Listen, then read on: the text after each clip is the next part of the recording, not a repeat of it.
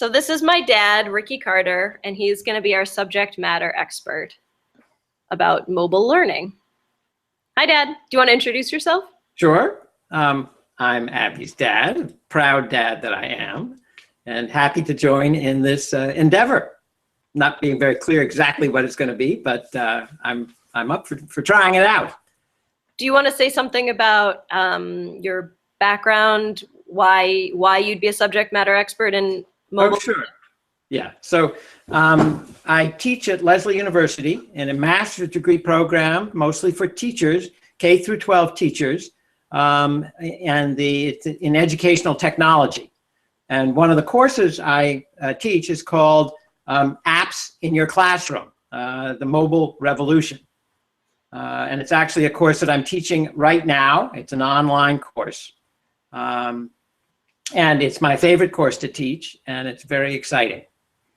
Oh, how did you get started with teaching this and with mobile learning in general? Well, let's see. I mean, I've been teaching in technology and education for years and years at Lesley, probably 25 years. It's an old program that's been around for a long time. And one of the things that I felt was an important part of getting a master's degree in educational technology was being exposed, at least exposed to programming. And I used to teach a course in a programming language called Logo, which is a programming language designed for kids and developed at MIT. And but that was, it basically phased out at some point as programming got less popular, I guess I would say, although coding now has come back a lot. And I discovered that one of my professors at MIT was in the midst of developing a programming language for apps, which would allow regular people to develop apps that would run on a smartphone. And I thought this was very exciting. And as I looked into it more and more, I got more and more excited about mobile technologies in general in the classroom and the kinds of projects and things that I learned were going on and the kinds of things that people were doing. So I eventually developed a course that is about using apps in your classroom, and is 1/3 of it is learning how to program apps using this programming language called App Inventor, which is a visual programming language that is accessible to regular people. Wow, that's really interesting. So just I always tell my students to start off with a definition. So what is mobile learning? Or what does it mean to you? Yeah, well, so mobile learning means learning that is supported by mobile technologies, which are smartphones and tablets at the moment for the most part. And let's see, who is using this right now? I know it's supposed to be coming down the pike in this new big thing, but who's actually using this these days out in the world? Well, the people who take my course, the people who are taking my course right now, there is a woman who is a librarian and teaches library science in a college. There are teachers in both elementary, middle, and high school who are either using and also actually some pre-service teachers who are, I describe as aspiring teachers. But many of them are using mobile technologies in their classroom, at this time. A lot of them, another thing that's happening a lot is getting classrooms full of Chromebooks. So every student, it's one-to-one students with Chromebooks. And Chromebooks are kind of a funny combination of things because they aren't really quite mobile. I mean, one idea about mobile technologies is you can carry them around. But another aspect of them that I think is very important and makes them, one of the things that all of the teachers say is anything I do with mobile technologies with my kids, they really get excited about and they really get involved with. And they're somewhat perplexed about it, but the sense is, for some reason, kids really get involved when you're using mobile technologies. And I think one of the pieces that it's about it is that it's a personal tool. It's something that a kid holds in their hand and in some way has some ownership of. And it is very empowering. So I think that sense of this is my tool is something that is engaging for many kids. Not to mention all the kinds of content that's in it and all the things you can do with it. But I think that's an important component. Interesting. So what else? I guess, what's your favorite thing? What's your favorite thing as a teacher about mobile technology? Oh, well, one of the things we do in the course is look at a bunch of different projects that are happening in the schools now, and that are having actually quite an interesting and powerful effect on students' learning. And I'll give you a couple of examples of those. Is that the kind of thing that might be useful? Yeah, that's awesome. Okay, so one of them is a project called iRead, which is out in California, and was started probably like 5 years ago by some teachers who had the following idea. They had actually not iPads, but iTouch, the small little devices that kids had a lot for playing music, but also had a bunch of apps on them. And one of the apps that it had was a voice recorder.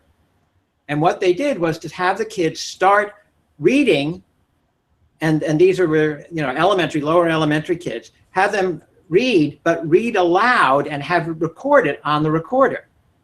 And then listen to themselves reading and critique it, and give them the opportunity to do it again to improve their presentation of their reading. And and the kids really enjoyed it. They loved being able to listen to their own reading and then to redo it again to try to improve it, and to get this sense of improving their reading through using their own reading for that, and that they could hear it, and they were the ones who were critical in trying to figure out how to make it better. And the result was astounding. The kids' reading scores just skyrocketed way beyond what they usually do. So it was a very, very simple technique. And the teachers got really interested in this, and a bunch of other teachers in that school system got interested, and they started just expanding with other apps and having kids do all kinds of different things. And they began a kind of self-generating. The teachers got other teachers involved and got them exploring different apps and how they could use them around literature, and then eventually around a much broader range of things. And the resource is wonderful because they keep records of the kinds of things that the teachers do, which are then available for teachers, across the country to see the kinds of activities and the impact that it's been having. Do you think that, and so are a lot of teachers using those resources and responding to them, and, Well, so when I present this in my course, the teachers get very excited, and each one picks out an activity that really seems relevant to them and then shares it, and we talk about them. So yes, that's my sense of it. I actually wish it was better funded so that the archives were richer and allowed for the kind of thing you're talking about, where someone would write and say, well, I tried this and here's what worked and here's what didn't, and that kind of thing. They don't quite have that. I don't think they have the resources to really support that. And so, what does a teacher's learning curve look like as they try to start using mobile technology in the classroom? Does that make sense? Oh, yes, that's a very important question about how do you get started and what do you do? And actually, I've had some teachers begin to write about that. I had a second grade teacher who is having kids use mobile technologies a lot. One of the things she had the kids do was when they were solving a math problem, they would use a screencasting app so that they could draw on the screen and also record their process. And so like a talk aloud, talk through. Yeah, that's exactly right, like a talk aloud. And so she would have the kids do that to document their learning. And she said for her, diagnostically, it was wonderful because she really got a picture of how the kids were thinking, but she didn't have to be right with them. She could have them record it and then listen to them to check out where they were. And the kids really enjoyed, again, being able to create a product that expressed what they were thinking and how they were solving problems. I can immediately think of how I would use that, how I could use that if I were teaching my course as an online course. Right. And by the way, her kids were second graders. I could not believe it. Yeah. So it sounds like, I think of if you're someone who struggles with reading or writing, you're going to have a barrier to the technology, but it sounds like that's probably not the case with the second graders. Right, right, I think so. And they were, you know, and their drawings are primitive and all of that kind of stuff, but they was very expressive. So in terms of like challenges or downsides or But I want to go back to your question about getting started. Oh, and yeah. In fact, yeah, and in fact, that's one of the things that I want to try to learn more about. And I wish I had more time. The problem is it's presented in an 8-week course, so it's quite tense and quite dense, and there's a lot going on. And I would love to spend more time trying to collect data from the teachers, many of whom are just starting or have started already, about what that process is like. And I think that's one of the needs we have in the field, is to really get some materials where teachers document and give a diary of how they started, what they tried, what worked, what didn't work. And this second grade teacher did some writing about, particularly for iPads, about kind of what her process was and what her advice was about how to set things up, because there's a lot of logistics also if you have a cart of iPads. Yeah. I guess the other thing I would say is, I think the place to start is to find one thing that you want to try. And there's a whole list of possibilities of that. But to find, and I think another important thing is to say, you know, what's important to you in terms of kids learning, and what's an app that could help you do that better than you do it now, or in a very different way than you do it now. And then experiment with that. But the idea is how to choose something that will not just be a repetition of what you do or a little more efficient, but will really change it entirely. And I can tell you a few more stories if you'd like about projects. Yeah, I think that would be great. Maybe just to sort of clear some questions out of the way, but like, I guess, what are the barriers to more people using this? Or, you know, what are some of the potential pitfalls of trying to use mobile learning in the classroom?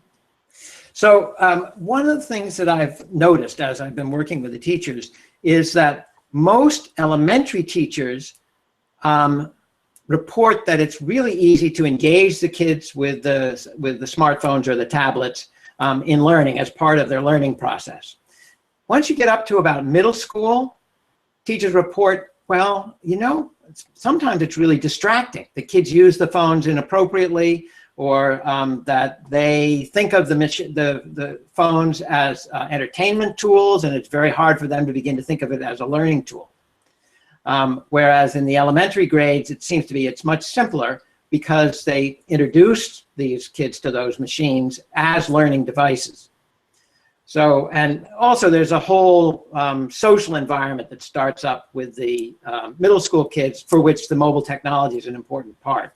And actually in this course that I'm teaching now, teachers have been discussing this. And one teacher said a solution she uses is that she asks the kids when they come into class with their phones is to put them on top of their desks with the face down.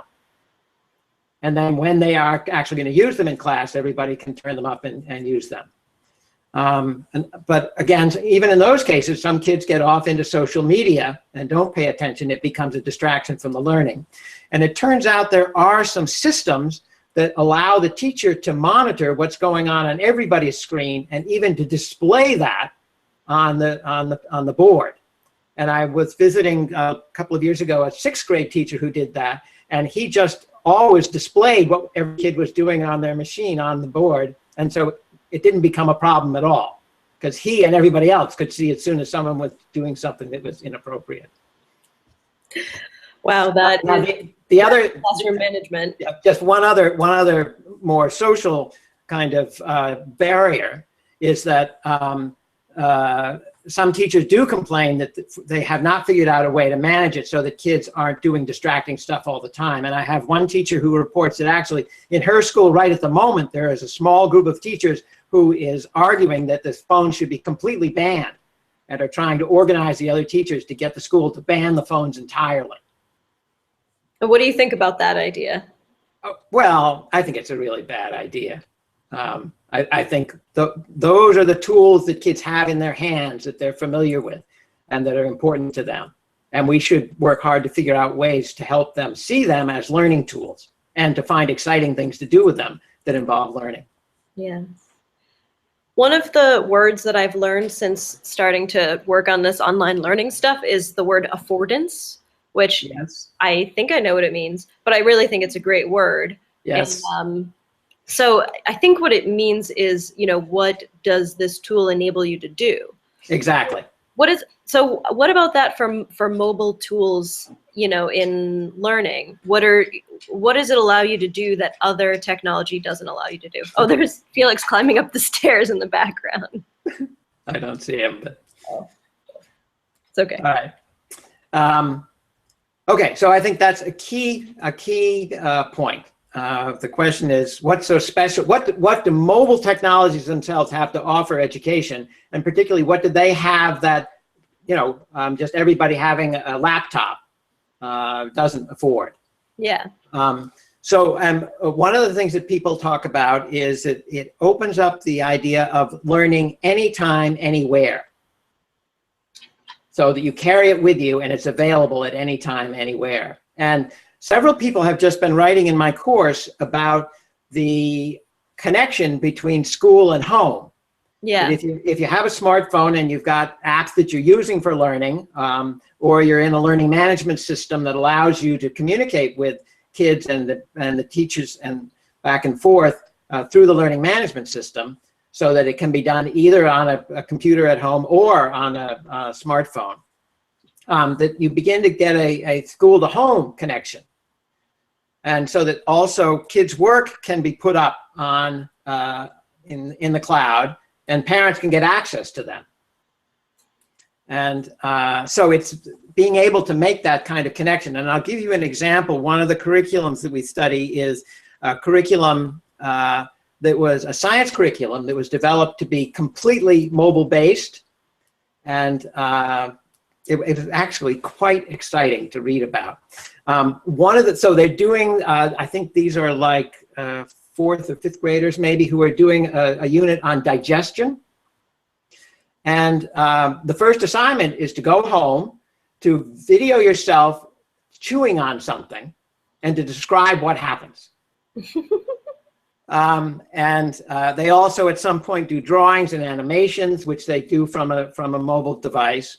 And then a little bit later, once they've been through some of it, their assignment is to go home and to interview based on what they know, to interview their parents and see what their understanding of the digestive system is. And if there are things they don't understand, to try to explain it to them and to make a video of that. And then they bring the video into their class with a small group that they're working with, and they share their videos and discuss them. And so I think that is a wonderful example of connecting home and school. Really, go ahead. The really nice thing about that is that, I just, I hear about parent involvement, and especially if you have parents that are working really long hours or odd shifts, or, can't go to a PTA meeting, or have trouble, have trouble helping kids with their homework or feeling engaged, but it's like you're like engaging the parents too in a way that's like fun and easy for the parents. Yes, that's right. Exactly. So another idea is to basically try to break down the walls of the classroom, to make the world really where you are, and to take you out into the world and to bring the world in. And I'll give you another example of something called the Geohistorian Project. And what a class does in this kind of project is to find some things in their own community that have some historical significance or interest. And the kids work in groups and they choose something that they're going to do. And then they go out and they take pictures and record audio and even do video of the place that they're talking about. And then they go and do research, and they eventually create a video that is about this historical place. And then they create a QR code that is then placed at the QR code that if you use a smartphone, you can see the kid's video. And then they go and place that in the historical place, so that they are creating something, not for themselves, not for their teacher, but for the public, which means all of their standards raise up, and they're doing this collaboratively. And they generate some of the material, that is through photographs, video, and audio recordings themselves, and then have to put it into a video.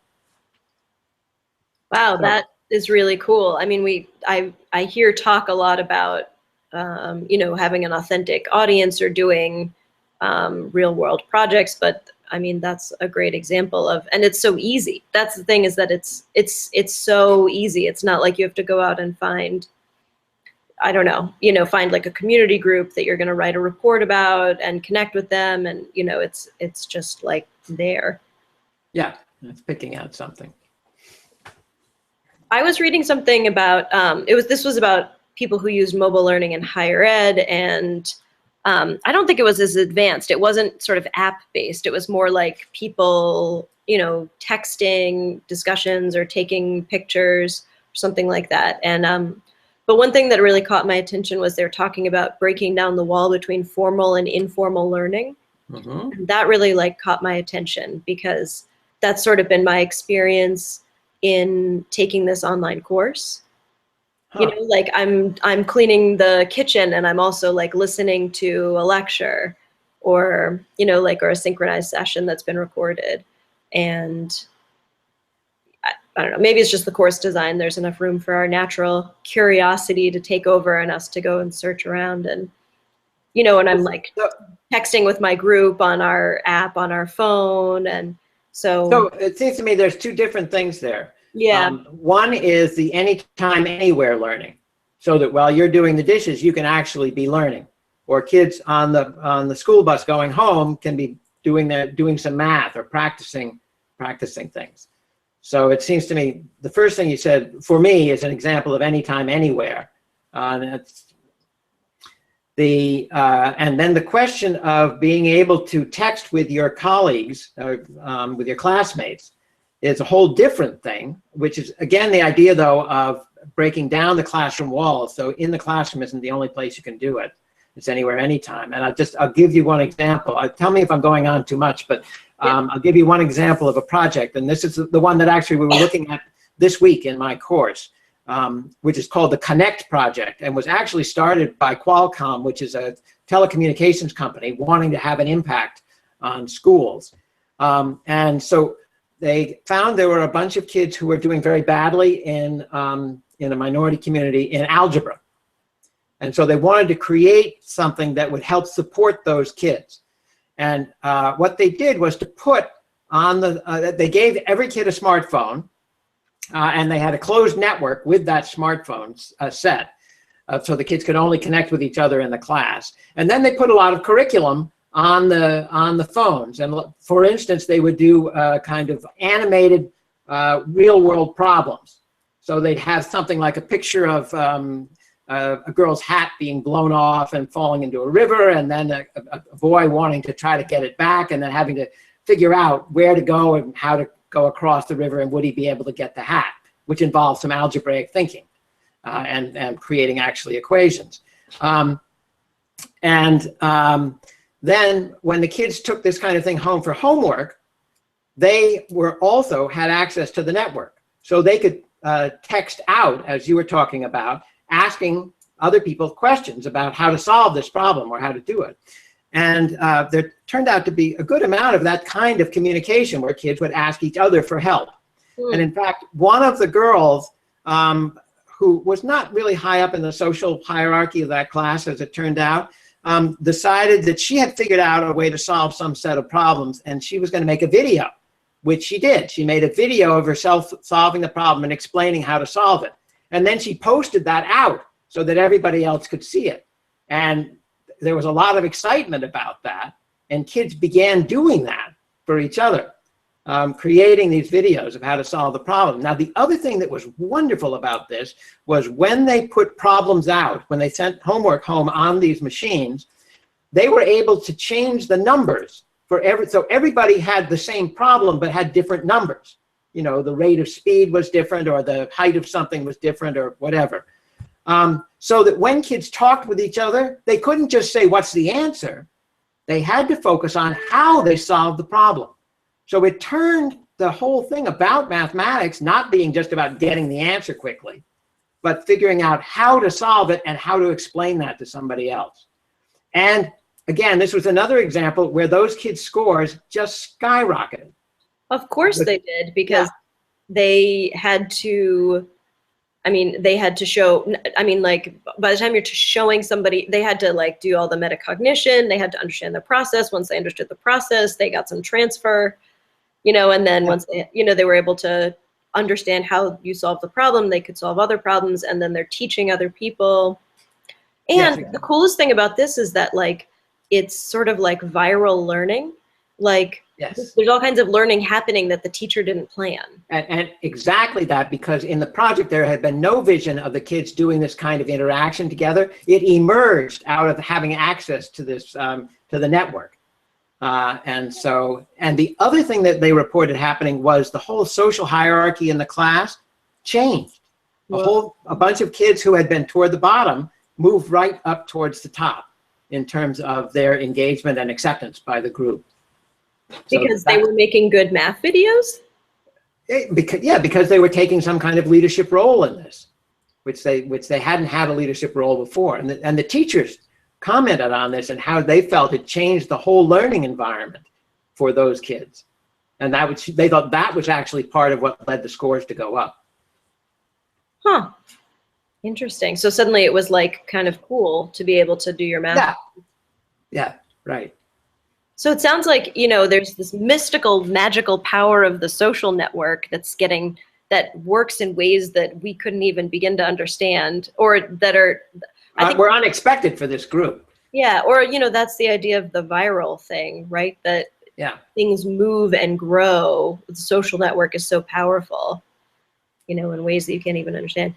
And so there's also this thing of putting technology into students' hands and letting them figure out new stuff to do with it. Right. And that's another piece, is the whole multimedia piece, which I think is what you're describing, which is the one of the things that a number of the teachers have talked about in their classrooms is that they've been able to broaden the range of things that kids can do to show what their understanding is. So they can make a video, they can write text, they can do something with music, because there are apps that allow you to do all of that kinds of thing. They could make a booklet, they could do a podcast. Yeah. And you give kids choices about that, and they get fascinated in the technical end of it. And when somebody figures out something, it spreads very quickly virally, as you said. And then they also have some choice, which is a very important, many people have said is a very important part of engaging kids. I mean, I get that. I was just thinking how my subject matter, unfortunately, is a medium. You know, like I teach writing. Yeah. And so you can't actually teach writing. You can't have students show mastery of writing using another medium. They just have to be able to write. So I'm a little jealous of content teachers who can be like, show me your understanding of the Civil War in a podcast or a blog or a diorama or a video or whatever. Right. So that's exciting. Let me think about that. I've thought about it a lot because, you know, there's a lot of talk about multimodal writing projects. And I just was like, but my students have like learning differences, and the hard part is writing. So if they show mastery using some other medium, it would just be extra work. Yeah, I would think of it in the other way, which is one of the issues is engaging kids. And could there be different things that might engage different kids to want to write? Yeah, I think that's worth thinking about for sure. I've been thinking about that a lot. Yeah.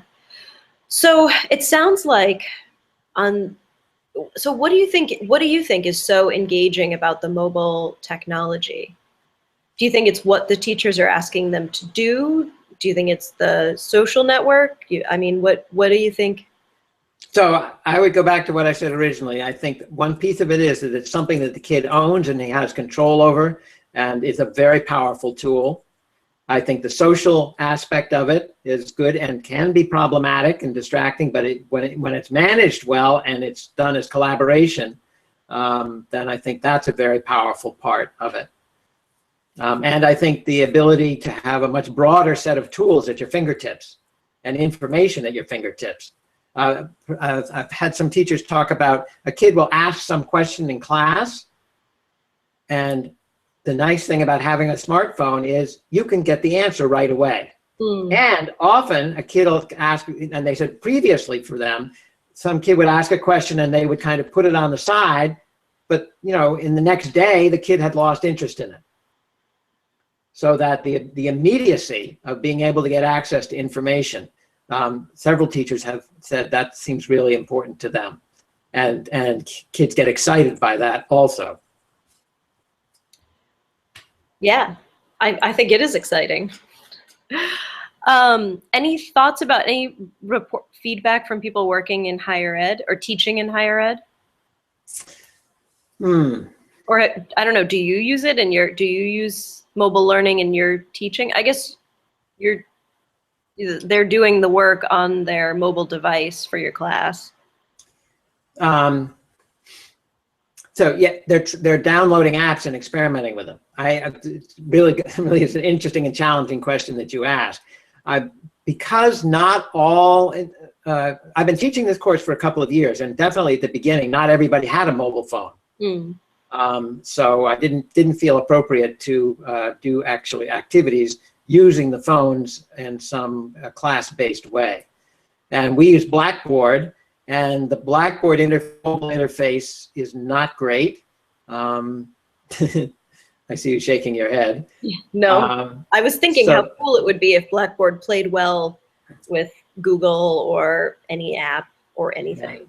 Yeah, Android or iOS apps. Yeah. But so I have not actually moved forward on that, and you're giving me a good nudge on it. And I think probably I really need to begin to think about how to actually directly integrate it into the course.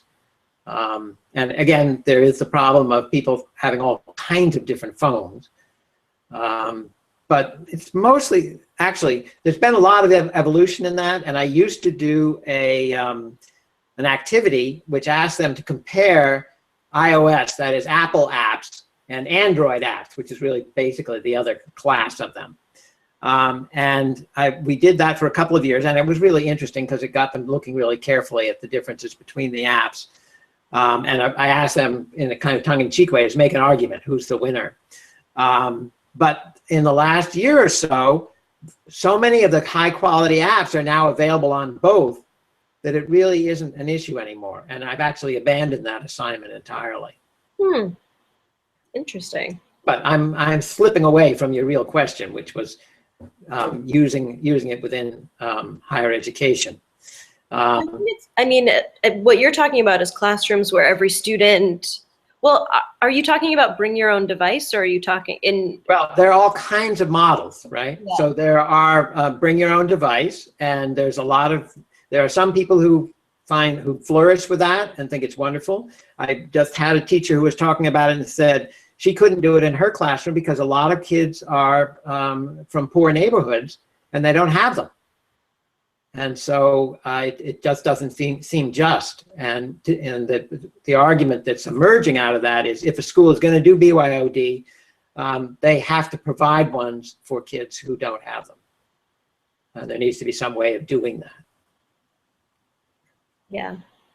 I mean, I think for me in the classroom, it has to be BYOD because we don't have, we can visit the computer lab and there's an app, there's a iPad bank that can come to the class like 2 or 3 times during the semester, but it's not enough. But the thing about the iOS and the Android, there being good apps for, or similar apps available for both of them, is that that makes it much more possible to do BYOD. Yeah. Because now I could, because before I was just like, people have Chromebooks and iPads and phones and Android phones and laptops, and like I want to teach them electronic annotating, but when they have so many different devices, I can't teach 18 different kinds. But if there's 1 or 2 apps that work on everything, and I think we're moving in that direction.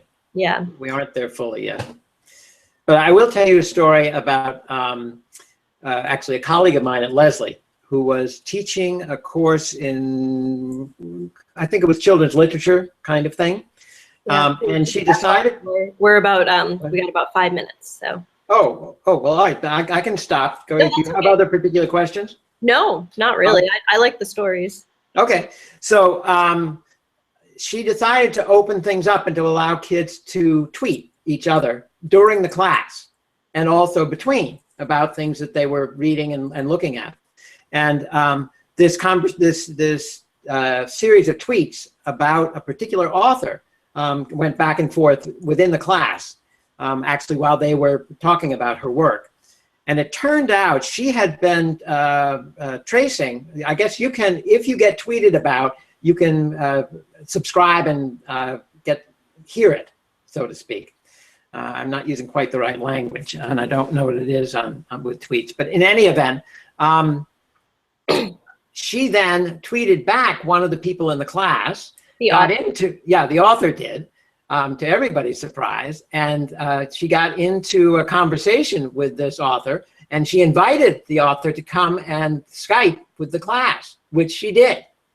So it was just a fabulous and exciting event that came from the kinds of thinking that went back and forth in this kind of open communication environment that this teacher had set up.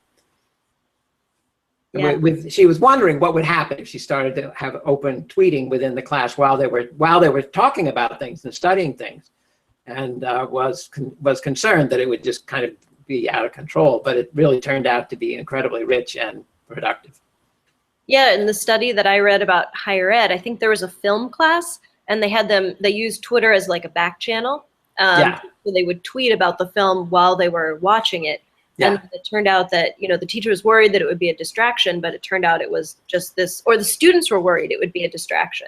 But actually they really liked being able to like engage in this discussion basically while they were watching the film. Experiencing it. Yeah. Oh, so, okay, I do have another question, which is, what do you think is the barrier, what barriers are there to more teachers bringing mobile learning into the classroom?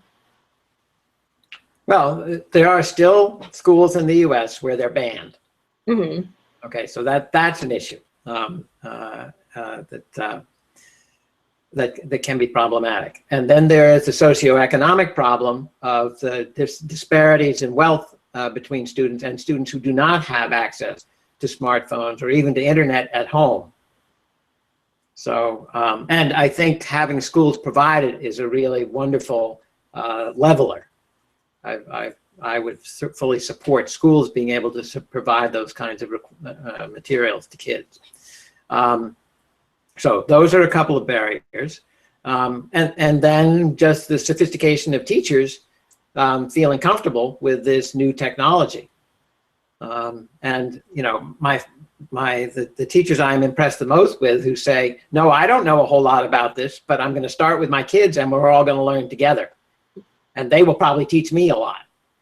And that seems to be, that sets up an exciting environment because it empowers the kids. And then when they begin to discover things, they can share it with everybody and everybody can kind of celebrate this new thing that somebody found.